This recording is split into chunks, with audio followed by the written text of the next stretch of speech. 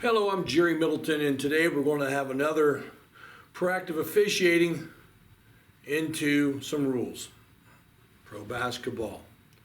First of all, I want to start off with a couple things. We've had some issues in the past this season so far. Just some clarification.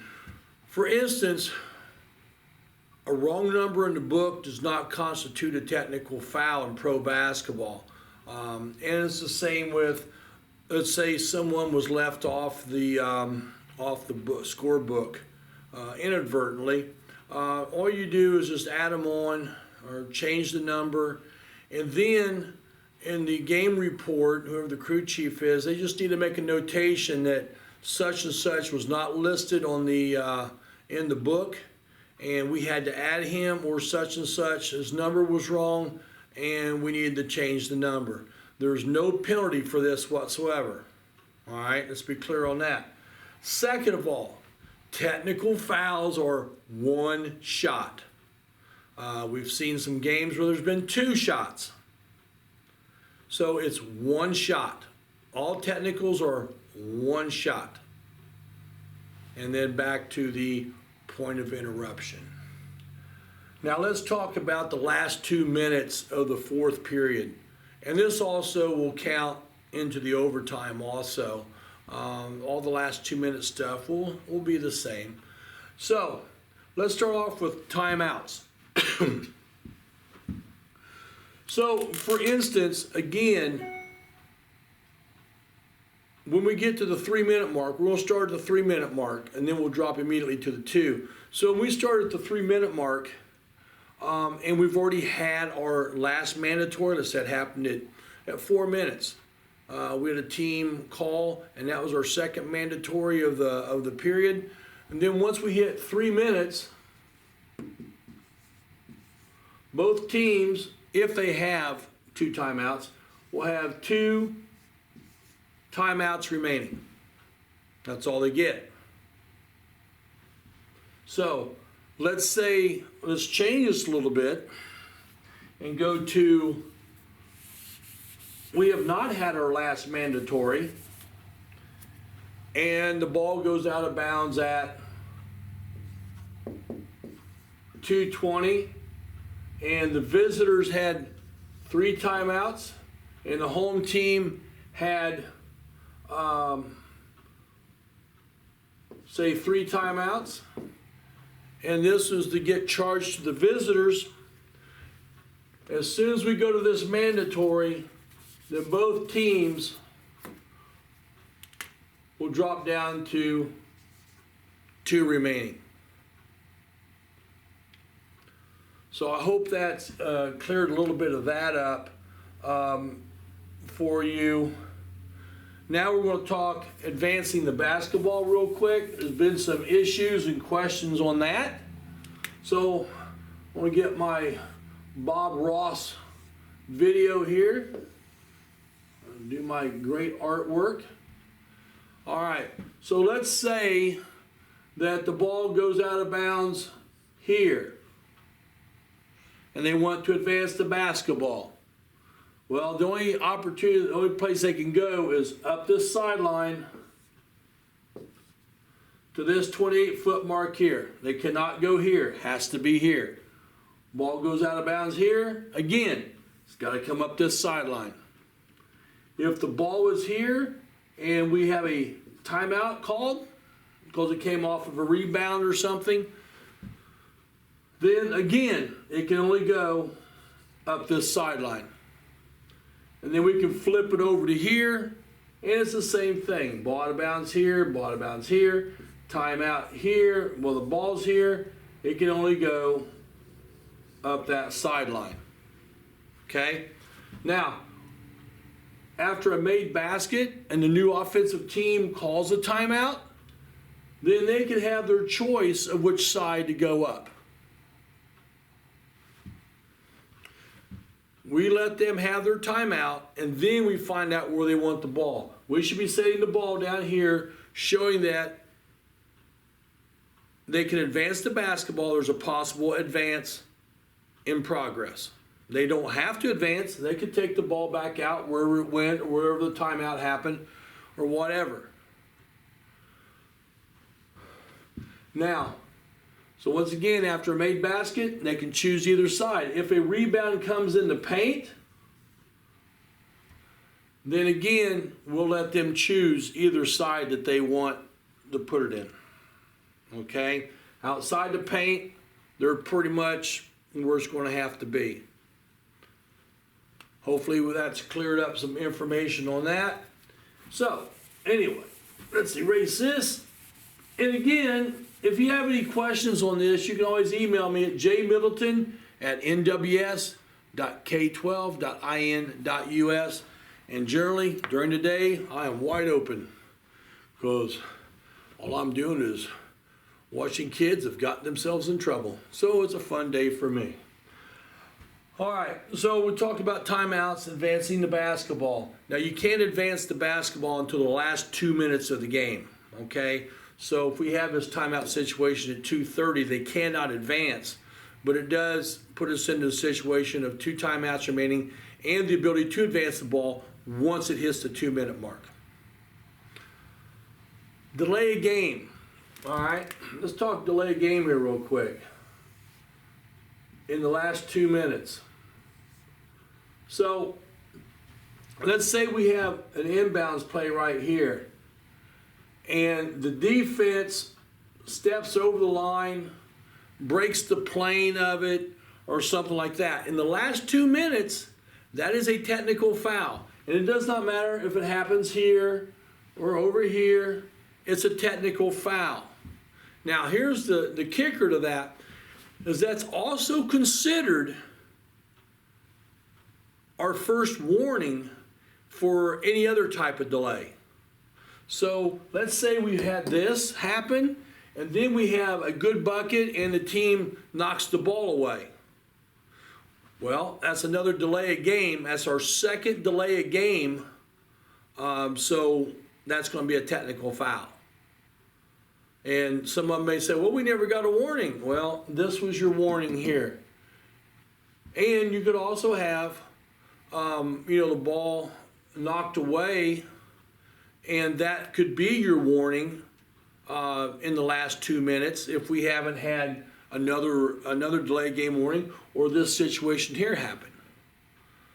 So if this happens first, then that's our warning, and it's also a technical foul, 1 shot in the last 2 minutes of the game or overtime. Now, I want to caution you on this. We want to make sure that the person stepping over or breaking the plane is obvious. We don't want it to be splitting hairs. You want to make this an obvious situation. And that's why you should, when you go to put the ball in play in that situation, you should say, don't break the plane. And then that'll make them back up just a little bit because now they're worried about doing it. So you're creating some space for yourself and taking yourself out of a possible situation. All right. Now we're in the last 2 minutes of the game. Taking the ball out here, we'll say they can throw it into the backcourt, perfectly legal. The last 2 minutes of the game or overtime, they can throw it in the backcourt. We could have the ball here, and they could throw it here, perfectly legal. Perfectly legal. So that's pretty much self-explanatory. Now here's the big one. Is that we have now, in the last 2 minutes, unlike we've had earlier in the game, where it was just the last minute of each period, the last 2 minutes, the clock stops on all made baskets. Now, again, with that, this is not a cut hair situation where you look at the clock and it goes through at, let's say, 1:54, and they get the clock stopped at, 1:53 or something. That's not a big deal, because there could be the time we see it, the time and all that. So don't get crazy with that. Now, when we want to get a little more into it is when we start getting to the last few seconds, and where it becomes a problem. We want to get this at, if it comes through the basket at 48.3 and they stop it at 48, I wouldn't get too concerned about it. If it goes through at 48.3 and it's 47, then I'd be like, whoop, whoop, stop, put 48.3 on the clock, because now 1.3 seconds becomes a bunch. And, nobody's going to really notice 0.3 of a second. But I don't think we need to be stopping it just for that, just to correct a small clock error. And if we do stop the clock, if we do stop it to correct it, there are no substitutions allowed at that point in time. Remember that. No subs. Delay game warnings, no subs.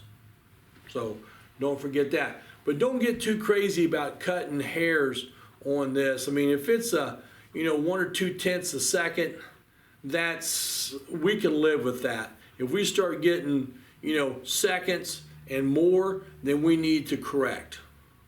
And you got to remember how game clocks work. You could be at, let's say, a 124 could be 124.1, and they get the clock shut off, and it shows 23. That could be 123.9, because that's where the clocks operate. So when we're on whole seconds, it's not, you may be only 2 tenths of a second off.